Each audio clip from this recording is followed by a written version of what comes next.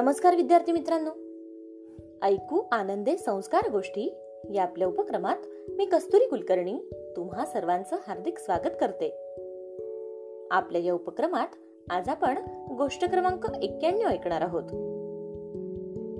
गणित सप्ताह विशेष गोष्टीतील आजची 7वी गोष्ट. मित्रांनो, आज 22 डिसेंबर म्हणजेच राष्ट्रीय गणित दिन. गणिताच्या इतिहासात महान कामगिरी करणारे गणिततज्ञ श्रीनिवास रामानुजन यांचा आज जन्मदिन. त्यानिमित्त त्यांचीच गोष्ट आज आपण ऐकणार आहोत. रामानुजन यांचे पूर्ण नाव श्रीनिवास रामानुजन अय्यंगार असे होते.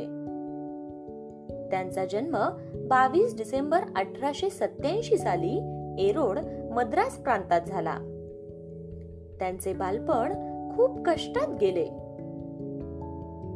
रामानुजन यांनी वयाच्या 7व्या वर्षी अभ्यासात एवढी प्रगती दाखवली की त्यांना कुंभकोणमच्या माध्यमिक शाळेत प्रवेश मिळाला.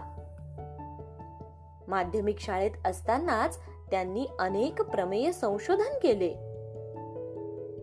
आपल्यापेक्षा मोठ्या वर्गातील गणित देखील ते अगदी सहज सोडवित असत. अनेक कुतूहल निर्माण करणारे प्रश्न ते सतत विचारित असत.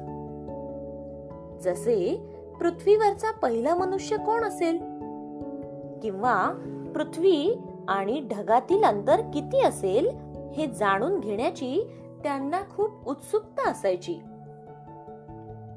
बालमित्रांनो, एकदा अंकगणिताच्या तासाला शिक्षक वर्गात भागाकार शिकवित होते. शिक्षकांनी फळ्यावर 3 केळ्यांची चित्र काढली आणि सर्वांना प्रश्न विचारला की 3 केळी 3 मुलांना वाटल्यास प्रत्येकास किती केळी मिळतील. एका मुलाने चटकन 1 असे उत्तर देताच शिक्षकांनी त्याला शाबासकी दिली. मग शिक्षकांनी पुन्हा विचारले, आता 1000 केळी व 1000 मुले असल्यास प्रत्येकास किती केळी मिळतील. त्यावर कोपऱ्यातील रामानुजन यांनी सरांनाच प्रतिप्रश्न केला की कोणालाच केळी वाटली नाही तरी प्रत्येकास 1 केळे मिळेल काय. यावर संपूर्ण वर्ग हसू लागला. पण शिक्षक पुढे म्हणाले, आतापर्यंत एखाद्या संख्येला त्याच संख्येने भागल्यास 1 असे उत्तर मिळाले, पण 0 केळे वाटल्यास 0 मुलांनाही 1च केळे मिळेल काय असा प्रश्न रामानुजनला पडला आहे. त्यावर नाही, प्रत्येकास अनंत येईल असे रामानुजन यांचे उत्तर ऐकून शिक्षकांनी त्यांना शाबासकी दिली. अशा प्रकारे 0ने 0 भागल्यावर उत्तर अनंत येईल या भास्कराचार्यांच्या शोधाचा सुमारे 750 वर्षांनी पुन्हा अनुभव देण्यासाठी जणू रामानुजनच जन्माला आले. मॅट्रिकच्या परीक्षेत त्यांना प्रथम वर्ग आणि सुब्रमण्यम शिष्यवृत्ती मिळाली. पण कॉलेजच्या पहिल्याच वर्षी गणित सोडून इंग्रजी, इतिहास व शरीरशास्त्र या विषयात मात्र रामानुजन नापास झाले. याचे कारण एकच, त्यांना गणित हा विषय सर्वाधिक आवडत होता. पुढे अनेक अडचणींवर मात करत मार्च 1916 मध्ये गणिती संशोधनाद्वारे ते BA झाले.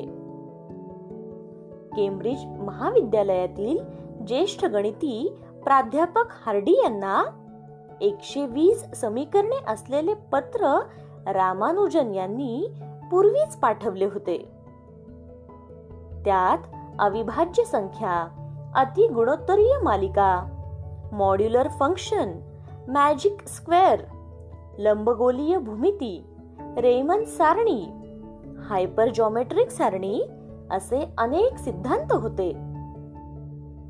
केम्ब्रिज विद्यापीठात गणिताची तब्बल 3000 प्रमेय उलगडणारे रामानुजन म्हणत असत की मला गणित चक्क स्वप्नात दिसतात. काय मजा आहे ना मित्रांनो. रामानुजन यांची जन्मतारीख 22 डिसेंबर 1887 अशी आहे.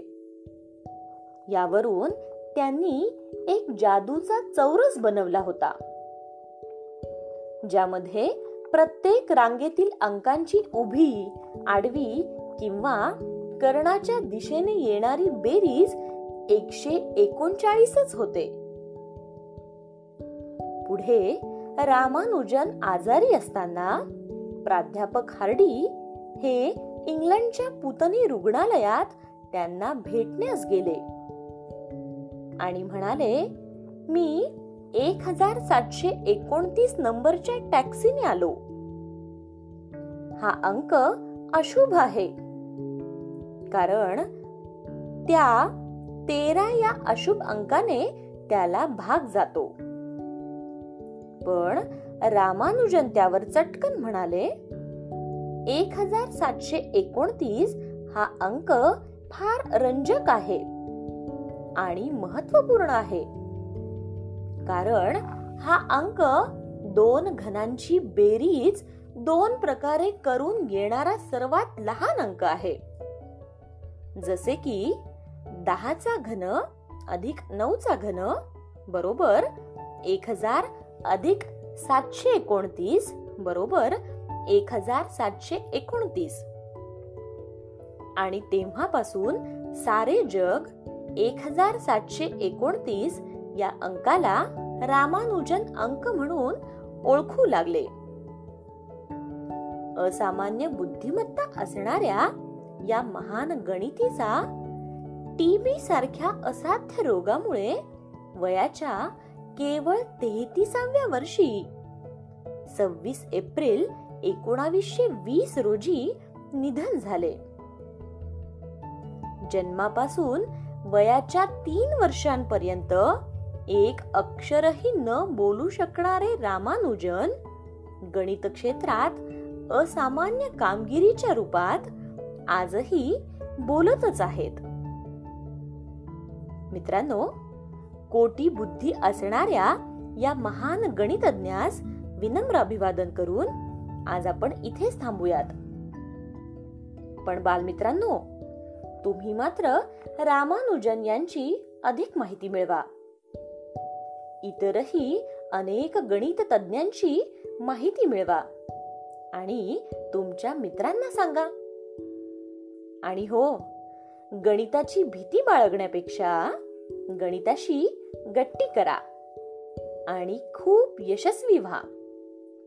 चला तर मग उद्या पुन्हा भेटूयात अशाच एका छानशा गोष्टीसोबत आपल्याच लाडक्या उपक्रमात, ज्याचं नाव आहे ऐकू आनंदे संस्कार गोष्टी.